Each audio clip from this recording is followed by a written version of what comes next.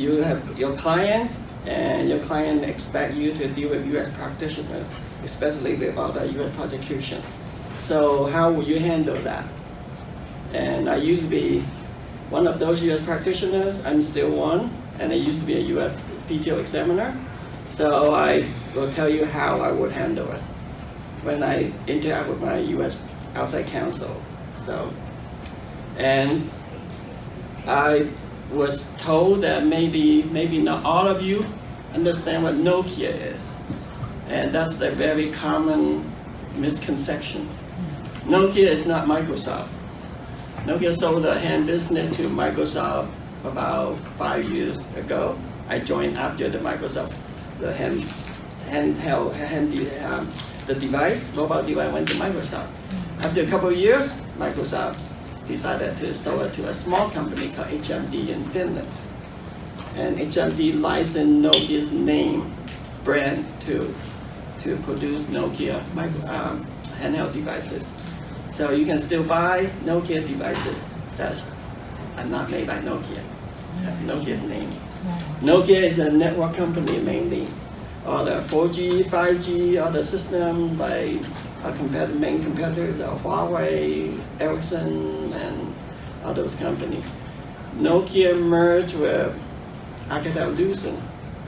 Obviously, Alcatel-Lucent was a resulting merger with Alcatel and Lucent. Lucent in France. Alcatel used to own Bell Labs. Now Bell Labs is part of Nokia. So that's the quick introduction of Nokia. Such a small group, you have any question, anything, raise your hand and we're gonna make it a lively discussion. Okay, what are we gonna talk about? The US 101 landscape. Sherry on Monday gave a very good historic path of how we got to this mess right now.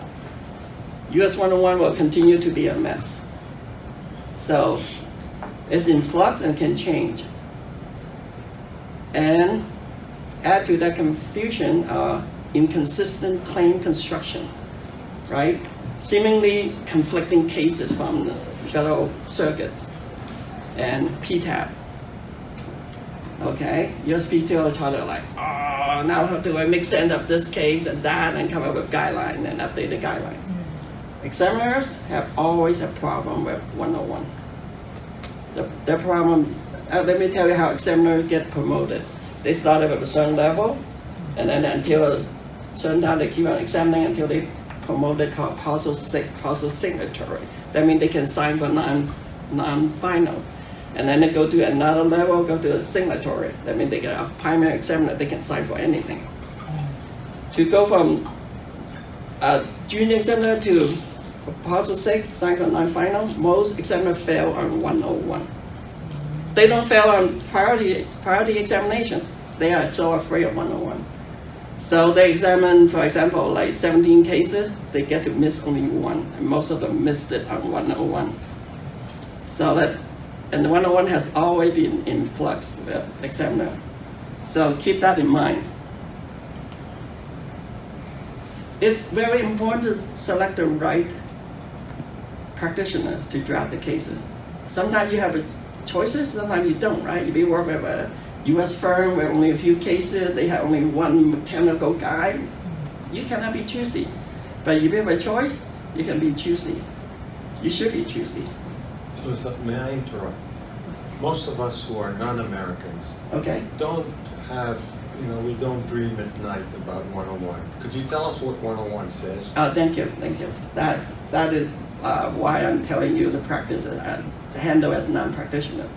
101 mainly identify the 4 statutory classes that U.S. is allowed to grant utility patents. Process, composition of matter, which is like pharma, we don't deal with pharma, and article of manufacture, like how you make this bottle, and system basically the catch on anything like mobile device and that kind of thing, a system. In a normal computer-related invention, you have 3 classes. You have the computer medium claim. Computer medium is article manufacturer. How do you limit that? You claim, for example, a CD back in the old day. Now it's a non-transitory medium like a USB thing. You don't get a claim on just any USB, right? And then a USB device. Your limitation is the software in it, all the functional language, and processing, how you deal with the process. For example, you read something, you process something, you spit it out the result. Of course, you can get a claim with those three lines, right? You have to like read what, process what, how, and then all those have to be distinguished from the prior art. And the article, the system mean apparatus that have all the similar function and features. So that's 101. And it sounds very straightforward, as Sherry on Monday said. But the Supreme Court say, at one point they say, anything man-made under the sun can be prosecuted, can get a patent. And they started to climb down, keep on climbing down until now they say, no, you don't get it with Alice and everything. They don't tell you the boundary of it. Just leave us to deal with the mess. So that's the mess. Okay. So it's what's eligible, but also says new, useful, and it also says discovery, which I think Sherry also mentioned, which most of us patent lawyers know that discoveries are not patentable unless they are used to obtain a new and useful result. Yes, that's a good question. That area mainly pertaining to like pharmaceutical, pharma, and that those 2 cases. I don't deal with pharma, so I don't keep up with those names that Sherry mentioned. But Alice is mainly on computer implemented invention. So system, software. Any other questions? Okay. So when you hire a U.S. practitioner, you should make it clear to them,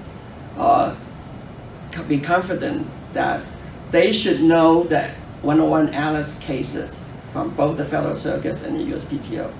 And for most of you who are not U.S. practitioner, a quick introduction of U.S. court system is the district court all over the country, and all the appeal of patent cases go up to only 1 circuit, Federal Circuit. So all of the patent appeal go up to Federal Circuit. They handle, I don't know, thousands of cases, maybe hundreds of cases. And if you appeal from Federal Circuit, you go to the Supreme Court. Supreme Court probably take 1-2 cases a year if we're lucky. And whatever the Supreme Court come down, it's like, we all scramble, now how do we do with that? So the Federal Circuit is the main patent court that tell you what to do with the patent cases. So when I hire U.S. practitioners or deal with the current U.S. practitioners, and make your expectation known to them that something, no, I don't want to be there. I don't want to be in the black hole. There's something in there. If you have such a person and your invention is not business method, don't use that person next time. So avoid that.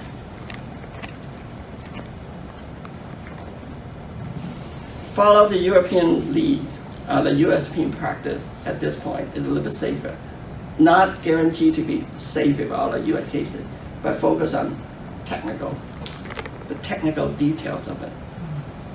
But don't follow the European practice on mean plus function.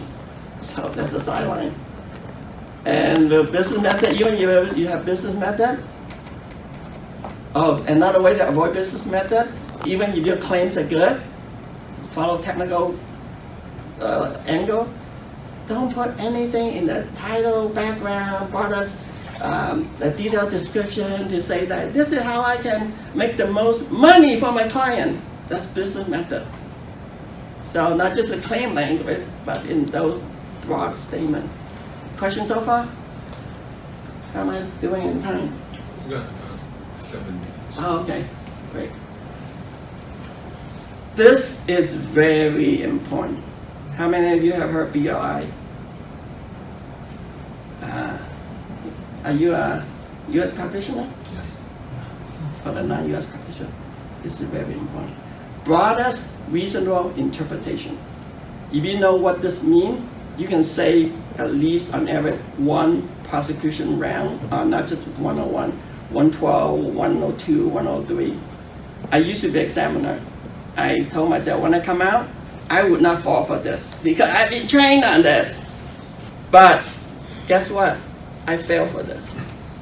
During what? Let me tell you what broadest reasonable interpretation is. The USPTO is supposed to interpret the claim in the broadest reasonable way.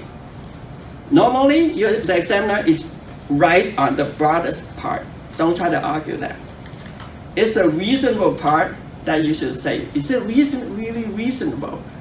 Ask someone who does not know the invention to look at it. Is it broadly reasonable?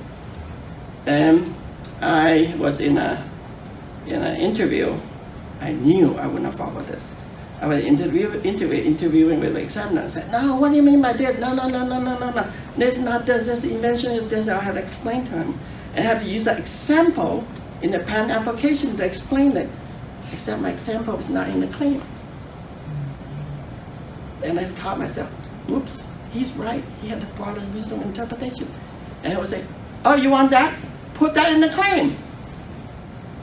So, why would you want an interpretation that is, we are very greedy people, right? Patent attorney. We start drafting that, oh, you want what? You want a Bluetooth? A Bluetooth, okay. Now you broaden it up, Bluetooth in wireless and in radio. And oh, could that be wired here? Yes, it could be wired. We just say any wire, any communication. That already so broad to cover the whole world, right? That's in your claim. And then when, in my mind, since I drafted, I knew what I meant with Bluetooth. But in the claim, I just say communication connection. Examiner said, no, they find something else with the line. I said, no, it's not that, it's not wired. Your claim didn't say that. So I narrowed it down to radio communication. It's still really broad, right? So that's one way to look at broader reasonable interpretation. Another situation that there was, how many of you deal with database? How many knows database? No. Database, when you have a connection, in a database world, you call it physical connection. Right? When you already established that, you say open physical connection. Like someone says, it's physical, the word physical. It's not really physical. So I dealt with a claim that had been handled by a EE, mechanical, and another EE, and the same prosecution went through 4 rounds, did not go around it. I came with a software background and said, oh, so the claim language is open physical connection. I just changed it to open connection. Done, allowed. Broader reasonable connection. So if you know that, you will serve, you have provided your service to your client, not just on 101, on any rejection. Okay, I told you about examiner. They don't like 101. They don't know how to do well on 101. So what they do is, if they smell anything, they reject it. Until whether they are comfortable, say, no, they're confident that I cannot reject it. You have to help the examiner to convince them that it's eligible. That's why it's important to align your claim language with the positive cases and away from the negative cases. When I was giving this talk in another conference in the US, and there was a USPTO attorney there, and he's the one that told me, no, don't just align with the positive, align away with the negative too. You don't need to know all those cases. You ask your US practitioner, what are the positive cases that are closely aligned to my invention? What are the negative ones that you should stay away from? So,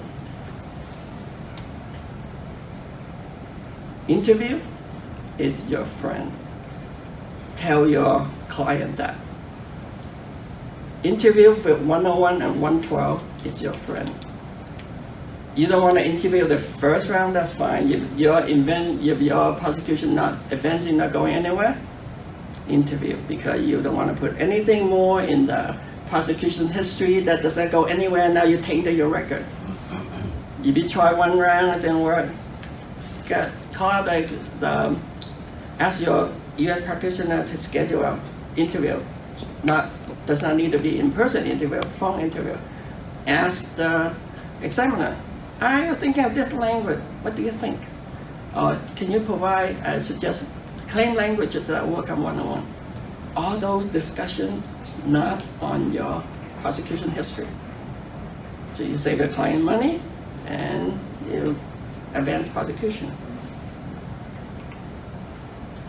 Questions? Suggestions? People have suggested if you get classified in the 3600 group, I think they call it jailbreaking, or where you submit a CIP that adds some new claims that would put it in a different category. You change the title and so forth, and you really have the same invention, but you're trying to repackage it, get it assigned to a new art unit, and then you cancel the claims covering that new matter and just go back to the original claims. Then you add the priority link at that point. Hopefully you now have a new examiner and a new unit that will continue the examination. Good suggestion. The money is in, hopefully you'll get assigned to a different examiner. Yeah. When I was at the USPTO, I was able to examine anything other than business unit. If I see something business unit, I supervisor said, don't touch it, give it to a business unit, the business method guy. There's a courtesy at the USPTO when I was there, I don't know if it changed. If I examine this case, and there's any case that fall under this, like continuation CIP, it's a courtesy for the one that get assigned to, and then ask me, hey, I have one of your child cases. Do you want it? Unless the examiner really hated that case, likely the examiner say, sure, I'll take it, because I'm ready to do a search on it. So may not work. So that's a very good suggestion. That's the only way you can try to get out. It's not very successful. So it's best to stay away from it at the beginning. Those who are running out of time. Okay. Do we have time for one more question? Sure. What is the average percentage of the rejection of the application in the U.S. Patent Office? The average rate for a computer, if I need to draw a number, is pretty high. The rejection allowance is like around 50%, maybe a little higher. It depends on the art unit. I was surprised that even AI cases, the allowance rate is about halfway mark. But business method is a single digit. And what is the common reason for rejection? Or is it more than one reason? Well, obviously, if there's a prior art out there, the examiner thing is read on your case, that's the rejection. And 101 and 112, those are the threshold rejection. Those you have to meet some requirements. Those are not prior rejection. As examiner, they have to reject you under, they cannot just give you a 101 rejection and, oh, I want to wait until you deal with that, then I do prior rejection. No, if there's any prior rejection, they reject everything. If 101 and 112 the only thing left before they allow it, then those are the only ones that stay there. So common rejection should be on prior art. All right, I'm running out of time. Thank you. Thank you very much.